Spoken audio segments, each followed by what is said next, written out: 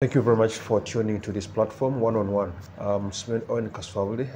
As Uganda heads to general elections, we have a lot to discuss in common for the good of our country, regardless of your political affiliation. I'm privileged to host one of the giants from Teso, one of the people who look at the issues at hand in Teso and in Uganda in general, Otimo Komapesa. We shall be discussing some of the factors that are likely to determine who will vote who in the forthcoming elections, more so in the Teso sub-region. Otim, you're most welcome. Thank you. Greet the viewers. Thank you very much. A good evening to our viewers. Yes. I'm more than delighted to be here on the show of one-to-one. Yes. I've always been a very good subscriber, and I'm more than happy to be here today with you, my brother. That's great. Yes. What's your general view about how presidential campaigns are moving on? Compared to other past elections? So far, so good. I've not seen lots of challenges in as far as our campaigns being conducted. In that, I think at the beginning, when we're going through the nominations, were the few people who did not agree, or rather not agree with the decisions of the Electoral Commission, and we saw the likes of the presidential candidate for UPM being denied an opportunity to contest, I think because they lacked signatures. And we also saw our young, I don't know, they call him Katumba, John Katumba, plus the other one of too much English, all being denied opportunities. But I think it all adds up to how possibly they should have presented their credentials and then information. An electoral commission being a body that is governed with lots of law-making people. Of course, you expect them to really make proper decisions. So, in as far as presidential campaigns are going, I believe that there are a few issues that are occurring and being taking on the objective path. Of course, we really don't appreciate possibly with how the presidential candidate of NUP is being handled. Yesterday I was seeing somewhere he was having a one-on-one with the police officers over the gazetted grounds that were supposed to handle his rally. And then we also had the police helicopter being parked there. Kakumiro. Yes, Kakumiro. So it is really something that is becoming a challenge, because also we don't want a scenario where there's going to be tension amongst us, the citizens, but rather let's have a streamlined view of how we do things. Being supporters, being mobilizers, I believe that they have enough capacity.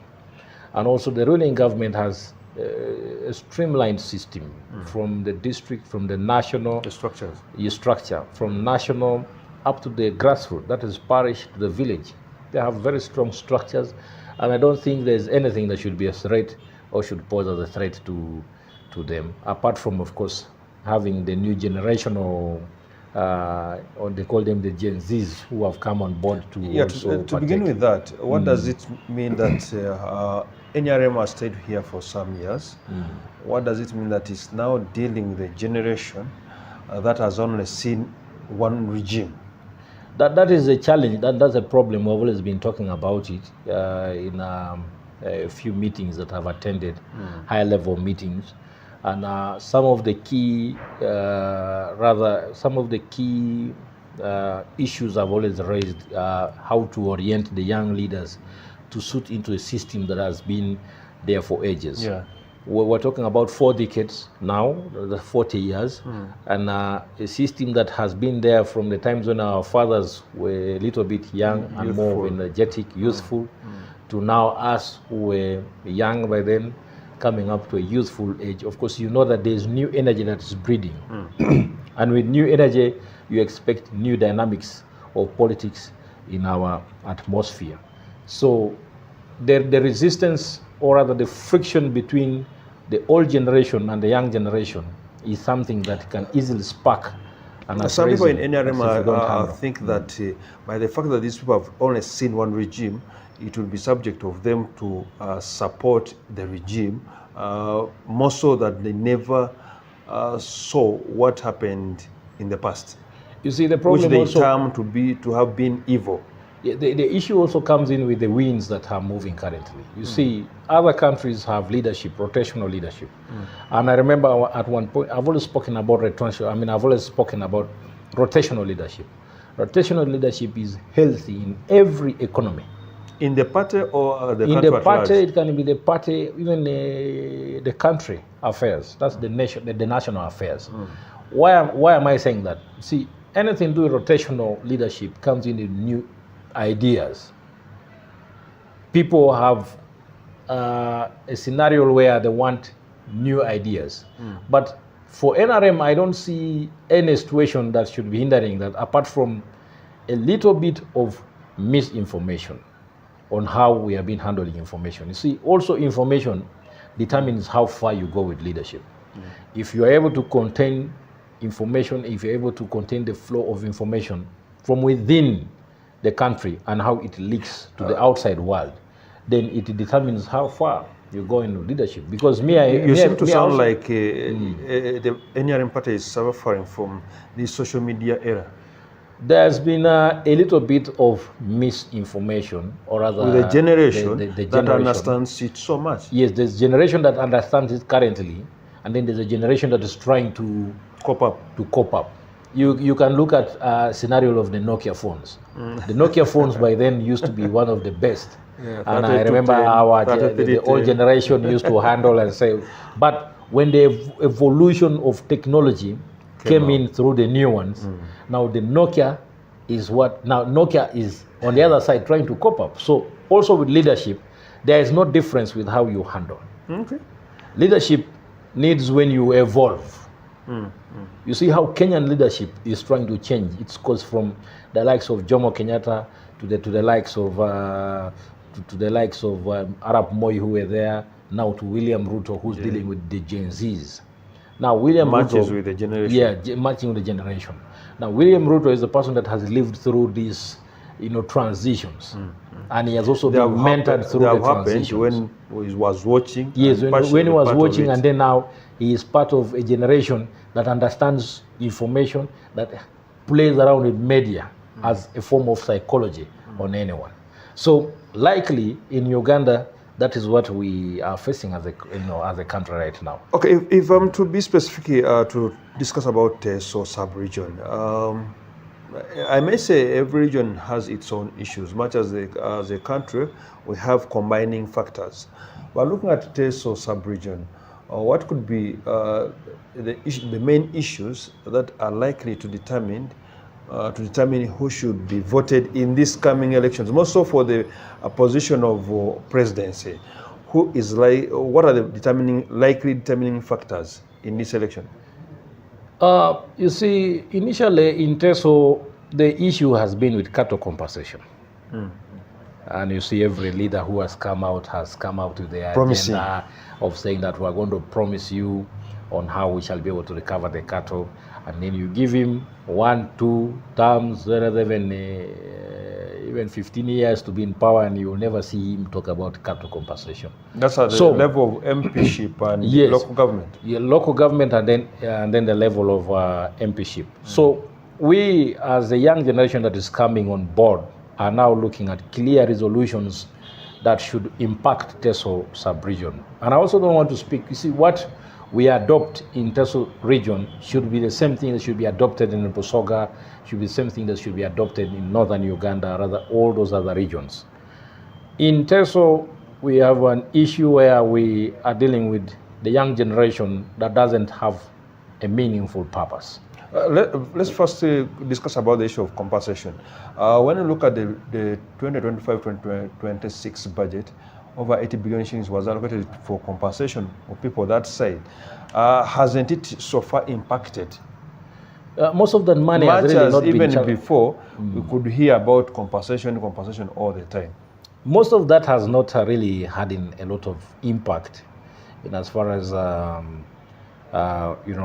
cattle compensation is concerned. I remember the president was there trying to resolve that issue, and we had one of our very vocal elders in the names of a charm stand up to speak to the president and told the president the truth, that you see, the problem is that we, the people on ground, are not receiving this compensation.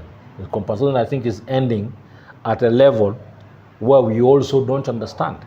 So, Your Excellency... So the issue involves middlemen? Involves middlemen, because we have some law firms that have been tasked to identify these people, register them, and then verify the information, present it to Auditor General or office, and then from there information comes together with the compensation, and some of these people don't receive exactly that amount. I also remember in our own family we have lost some of this. We registered, but we have never been considered. And in case you register and say that the value of the cow that was lost is 1 million, what you might receive is below half or even a quarter of that money. Really? So people laid complaints to the president about the compensation. And I remember that the president tasked the vice president, yes, Kalupo, to handle that together with the stakeholders. Now we're talking about the elders of Teso, to try and see how we can come up with the lasting solutions to resolve this matter once and for all. So as of now, I believe that that issue is on the desk of the vice president. I don't know if she has already submitted a report to the president, but she's the one currently who's handling the matter. And I may say you are hopeful? We are hopeful, yeah, because you see, at the end of the day, you have to be hopeful that possibly there will be a solution, or rather, it is just another, paper tiger, rather campaign strategy.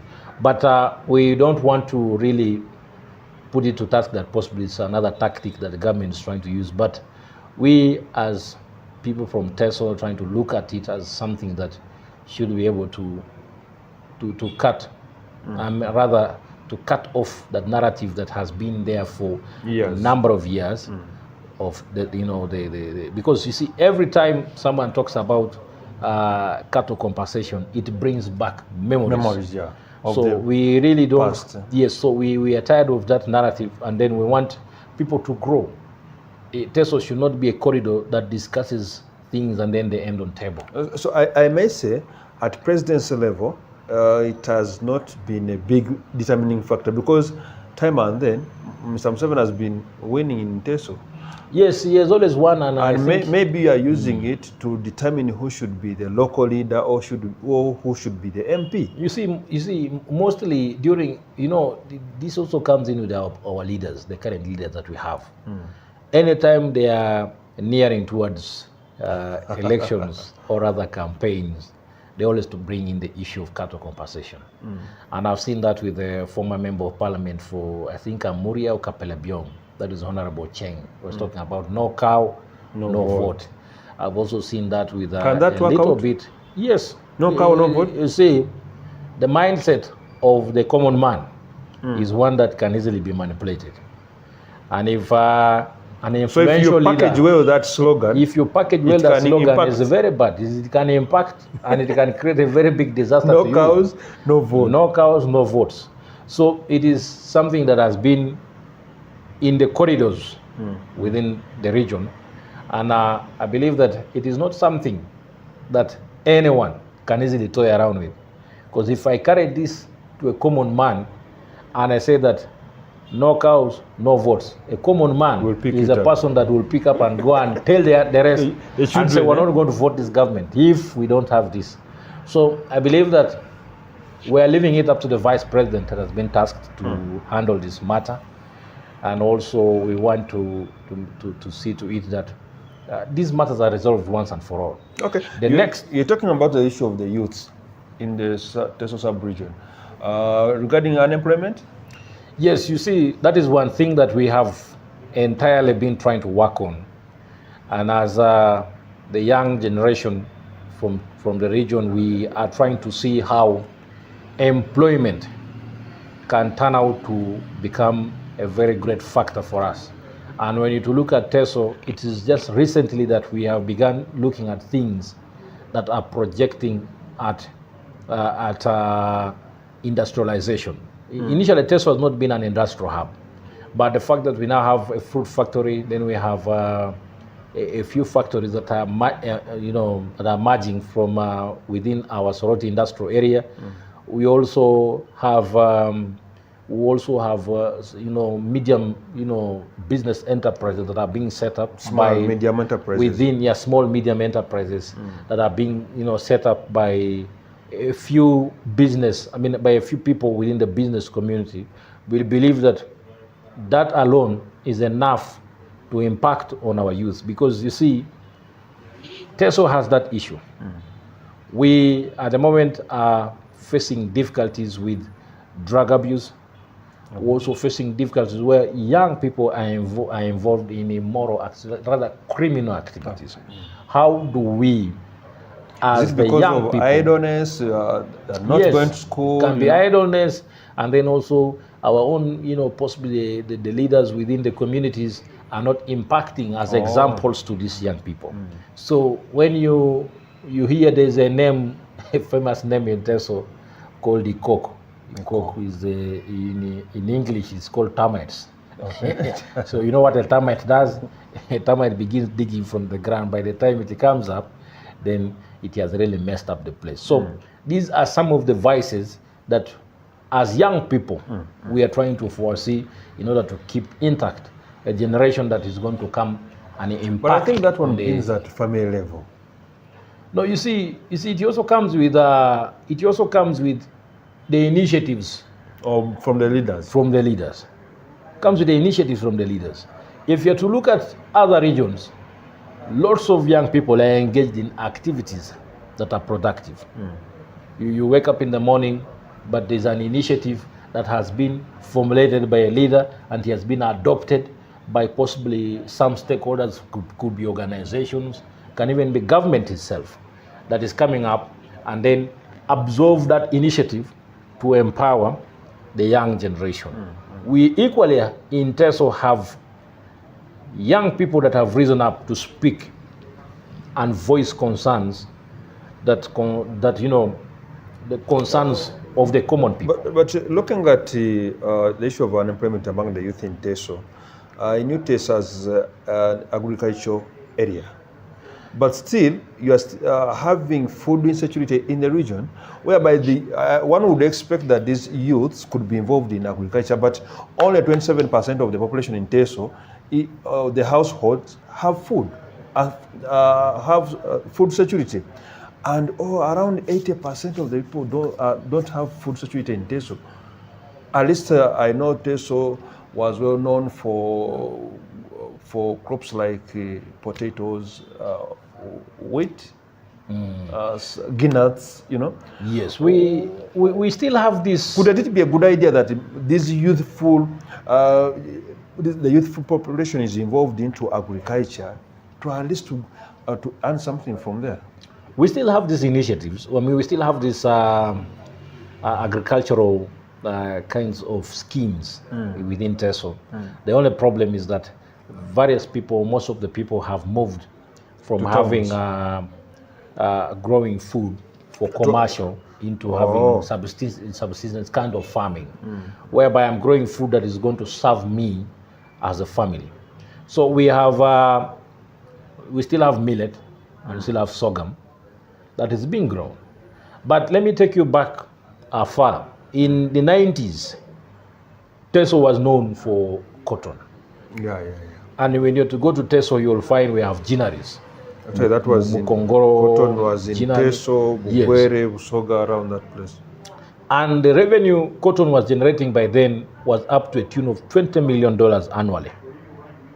Teso was not complaining. Teso was doing exceedingly well in regard to having a cash crop that was generating revenue for most of the families. So you substituted and some of our uncles and a few started using cotton.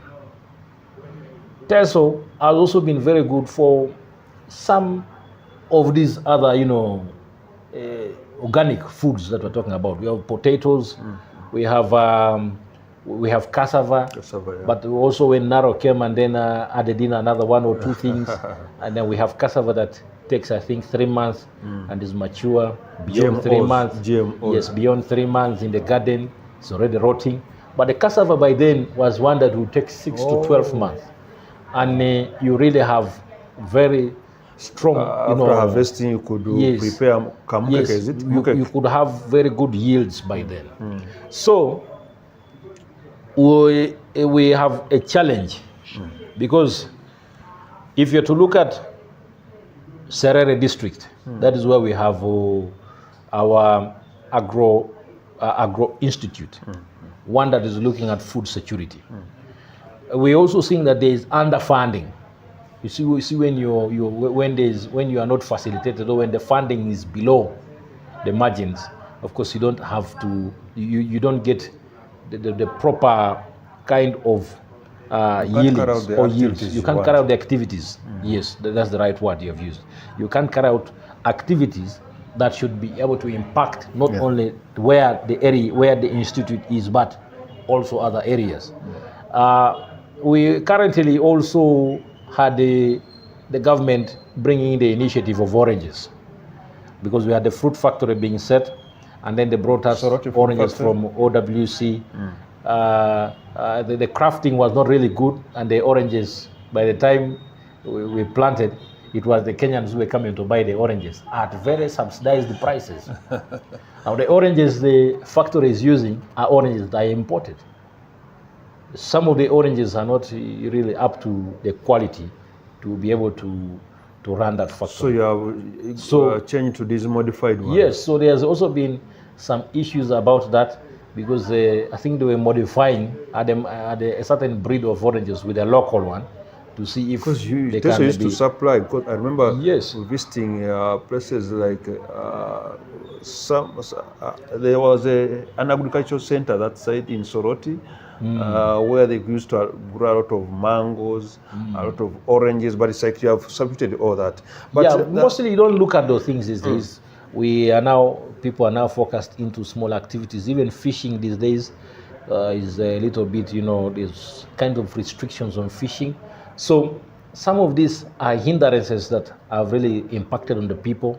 And then when you see people really not being so impactful and then being unproductive, that now leads to them demanding for new governance, or rather new rule of leadership and so on, which also now affects the policy making. Talking about productivity in Teso, you realize that the levels of poverty are still high, like in the districts of the likes of Amria, Bukedea, Kumi. Poverty is really still high. If you go on the ground, besides what is being discussed by some of the leaders for political gains, but the reality in such districts is that poverty is so high. How have government programs like PDM impacted on the population? PDM and Emyoga have come in handy, and we have seen 1 or 2 beneficiaries or benefactors out of these initiatives. The only problem the people of Emyoga had, the only problem the people of Emyoga faced was payment of the loans. Taking it as a political token. Now, yes, as a political token. And up to now, most of them that were beneficiaries of the Emyoga have not really used the resources to the best of what it was meant for. We also have circles that were created under Emyoga that have not really impacted on the common people. When I was in one of the areas, landing sites, I think that should be in Kagwara, one of the areas in Serere district. Kagwara. I saw some of these boats that were bought under Emyoga circles, and they had all been abandoned. They're never being used. So when I inquired as a concerned citizen, they said, now, all this, how far will them? Do you think there was enough sensitization about PDM and Emyoga to the population? Because you realize that you see some people getting this money for like PDM, and somebody goes in to marry a second wife instead of investing their money into other economic activities. Yeah, that is one very big challenge. Enjoying Rajono, enjoying what? Some of these initiatives are very good. If you look at a country like China, if you look at countries like Netherlands and so on, they have all adopted this. Even India, They have all adopted this Myoga plus the PDM, initiatives, and they have impacted in their countries. You see, a Chinese can borrow from within a corporation, which is kind of like a government institute. Government owns 50% of the corporation. And that is something that a group of business people started together. A Chinese can borrow up to the tune of $20 million. He comes and puts up factories here. Now they're giving him at a 0% interest rate. And that money, what they only want is that they should have a 10% or 20% stake in the business. And that is going back. That is going back to China. To China. Profit repatriation. Profit repatriation, including the interests. Now that money is how government is being tasked and said that this is a loan we have borrowed to invest in your country. And the government is giving tax incentives for 10 years. So within the 10 years, they have already recovered the money they should have loaned to the company, plus some parts of the profits are back into the country.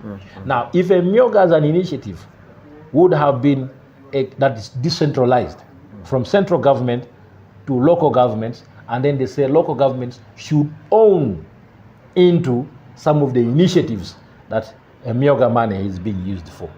You would have seen that there would be proper monitoring and evaluation of whatever that is being generated by these people. Even if the local government say, for example, say you have 10 businesses that are being facilitated by a Myoga, and that money, and in those 10 businesses, government has 10% stake. And this is how you sensitize the people, the local people, to become industrial and to become business oriented. You sensitize them that this is an initiative that government has started to empower the local communities. Now, government is also going to have 10% stake in your business.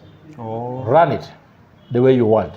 The only thing is that 10% of your business belongs to government. You'll find that there is not going to be any reckless expenditures. People will not divert the money to be marrying second wives and to be doing funny, rather dubious enjoying activities. all the But time. rather, it would be something that looks at building a business idea that possibly some group within the local community has come up with, should be able to build that from scratch into something that can become very strong.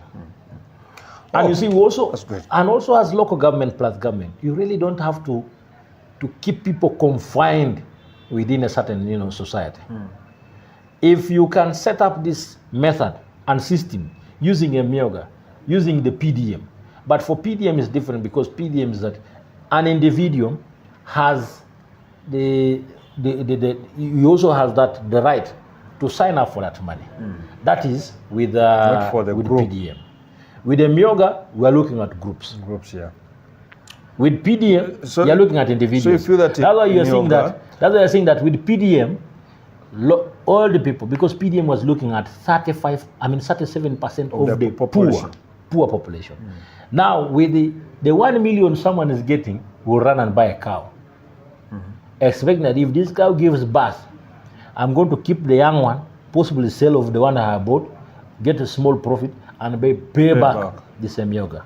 But now, how is government? The recovery process. Yes, the recovery process. How is government prepared on the recovery process of that I think money? that's where the challenge Because is. there are also people who have borrowed that money and possibly used it, like you said, second wives, and then others possibly drink it off and so on, thinking that this is just an appreciation from government. How are you recovering money from those people? Okay, that's so it's a challenge that for us in Teso, we accept to deal with government, and we have always dealt with government. That's why you're seeing that government has overwhelming support.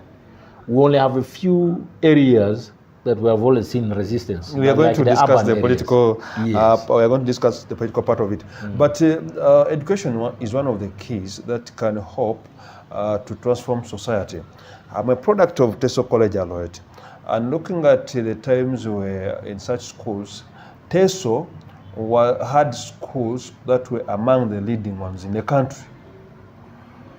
Such old schools are nowhere to be seen in the performance lists for the best schools. How is education, impacting on the society in Teso? And what has really changed that the old schools, most of government schools, are not always heard of when it comes to better performance. You see, that we go back to leadership. The current or the previous leaders should have been concerned enough to orient and then mentor the new leaders. But I'm very thankful to some of those traditional schools for maintaining quorum. Of course, you find that there's competition with the private sector and then these other new, mushrooming schools. But the traditional schools have maintained the norm. Anyone that passes through a traditional school has a way they reason and think, and is very far from these other, private institutes. I'm not trying to demean the private, institutions, but the way private sector tunes you and then, makes you to understand how things run. And also for the fact that there's totally no strong restriction on how you live your life. In Teso College, you're a product of Teso College, I'm a product of Teso College. You understand how we're living by then. It's like you are in you're a person that you're in another world. When you're a person that lives home, you know that when you come home, there's a collective responsibility of what you should be or what should be done. So, in as far as education is concerned, we have also seen that we have a new higher institute of education, that is a university that has just been become operational, I think 1 or 2 years ago, and it is entirely looking at science and technology. Now, with that alone, we believe that those that cannot be able to afford, the schools outside, possibly Makerere University and so on, can initially be enrolled to start them. We also have, government has also given in scholarships for the best learners. And I believe that 1 or 2, of course, you see, in a society or in a community, you cannot impact on everyone. But of course, a few people are what you pick, and then those are the ones that also keep on having that. It's a chain. So you feel the level of information. Of literacy is increasing year after year? The level of literacy is increasing. The only challenge that we have is how can we have that kind of I call it grouping. How do we put them into action? That is that I would pray that it will be my prayer to government that if we can have an industrial hub with a number of factories, and then also the communities can be tasked to regenerate some of these, methods that we use during agriculture, like the production of cotton for export. Because now, China alone has an overwhelming market for cotton. And the cotton that is rather produced now, in West Africa, is now where China is picking cotton from. So if we as the people, that government that can speak this, and then, see how government can put it into implementation, and then have communities get back to growing such rather historical crops. It is not something that has really been phased off, but it's something that impacts the community. That even as I grow food for consumption and then food for commercial use, I should also be able to grow food that should be able to make our own. We cannot be importing this all the time. Now, because now you see, for example, the cotton that we used to grow is now what we import to be able to make this. We're importing materials. Oh, that's what Tim Kumapesa with Miss Owen kaswabuli as we discuss the state of affairs in Teso sub-region, more so as Uganda heads to the general elections. Going to discussing about politics. Previously, I don't know if trends have changed, but in Teso, if one had an NRM ticket, it would be an assurance that would go through. How are the trends now? Has the opposition penetrated the Teso sub-region, or the status quo still remains? Yeah, you see, the traditional norm has been there. The traditional norm has been there, and we are grateful that there has been consistency in how government has been trying to manage their voter turn-ups. That's the NRM government.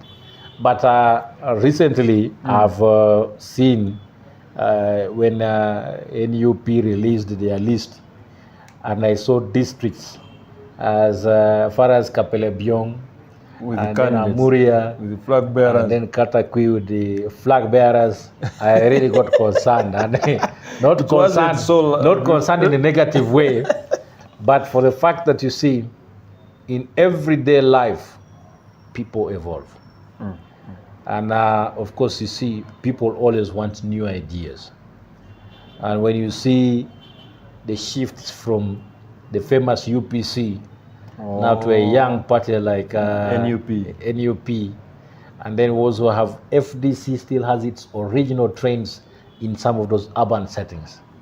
We have Soroti district and then Soroti city that has always been a hub for FDC. We had initially the former president, that's a boy, that's Patrick Cambrian, who had come from Kumi. He had dominated, but now we dominated that ground. But I'm also told still influential. I am told he's coming back as an MP for Kanyimu County. That is for MP role. So any time from now, we might see images from nowhere that he has been nominated.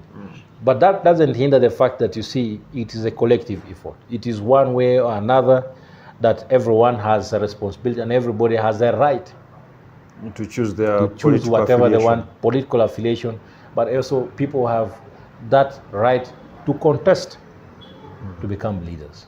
The only thing is that let's preach unity. Let's preach love and peace, that if we're leaders, we should not be cut out from the common agenda and then idea of serving the people. It is the people that want our support. These political parties come and go. We have seen UPC had very strong, holds in Teso, and it's no more. We had FDC, we did the Alice Alaso, Honorable Chola, Stefan, and so on. But they have also initially been dimmed off. We had the Patrick Cambrian, who was very strong by then. It was Kumi County, but he was dimmed off. We had the Honorable Dr. Appetite. So we have a few bits of these trends that in Ngora district we have possibly one or two. In Soroti we have opposition, but the rest have been independents and then NRM. Okay, so as we come to the end, one of the issues that is assumed to be affecting Teso sub-region is the disunity, rather cliques among leaders.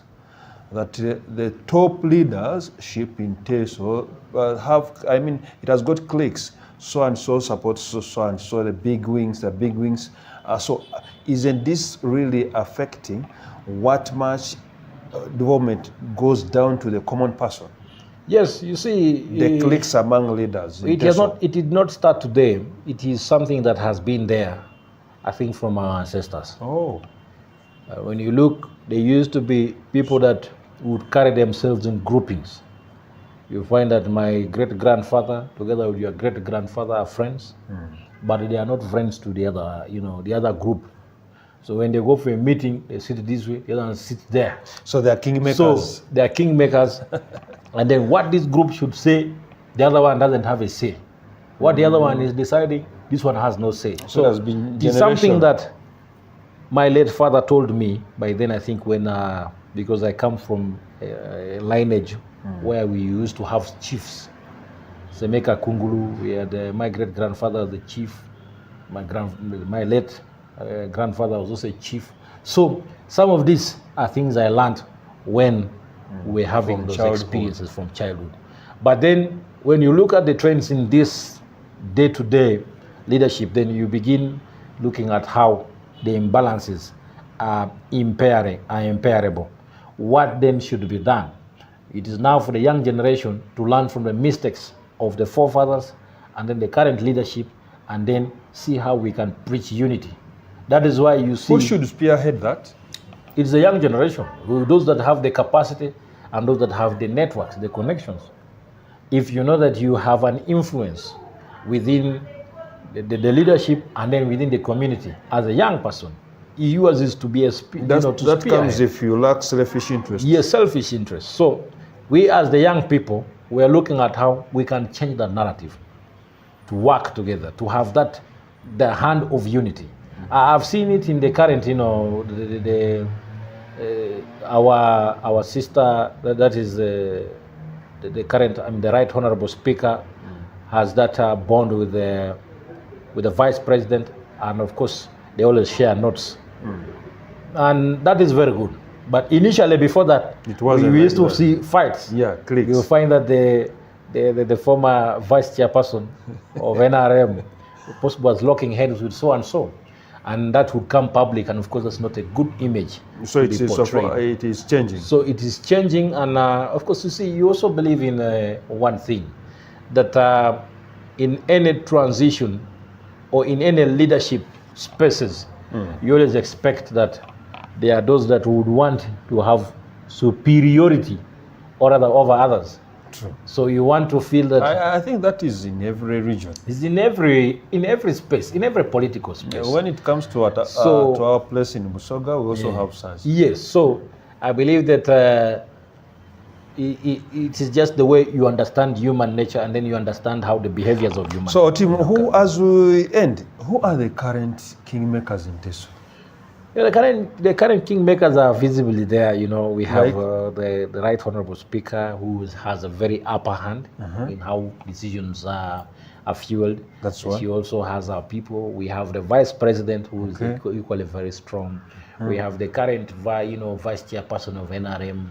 We also don't want to cut out the former Vice Chairperson here. He also has his own influence. So the current chairperson. The current chairperson and the former. That is who? That is Mr. Chodu Calvin. And the former? The former is a captain. Everybody knows him. He's the smartest man. Yes.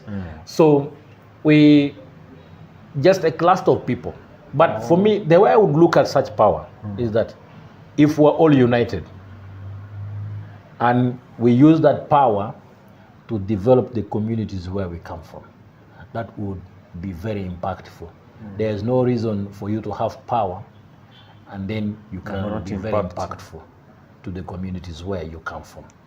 So that's the best. But otherwise, the names I have told you possibly are public images, but then we also have clandestine. We have undercover people that you don't see in everyday life, but they are very, very, very influential, and they hold a lot of power when it comes to issues political, economically, and then socially. They're there. Okay, as we come to the end of today's show, what would be your appeal to the people of Teso as we head to elections? My appeal is that let's handle this election as a collective effort. Let's be united, and let's front an agenda that should rather attract government or any government that would win this election to come and then serve purpose for us as the people from where we come from. Other than that, we don't want to indulge in violence, because you see, there's life after politics. And at the end of the day, your neighbor remains your neighbor, and your enemy will always never be your enemy. But in politics, we don't have enemies. Yes. No permanent friend, no permanent friend, there's no permanent enemy. That's why they say that pull your friend close, but your neighbor closer. That is the language of politics. So I end by thanking my brother on one-on-one, a political talk show for this very great, interview. And I also want to urge you, my brothers and sisters from Teso, that this is the time for us to be able to choose the right leaders that will come and propel and then impact in us positively, so that we can grow as a community. Thank you very much. That's Tim Kumapesa, a son of the Teso soil. We've been with him to look at some of the key factors that are likely to influence or rather determine who are those likely to be elected in the next elections. That's what we have for you today. Kindly like, share, and subscribe to the channel so that we keep sharing this information. My name is Kaswabuli Host Owen. I wish you all the best. May God bless.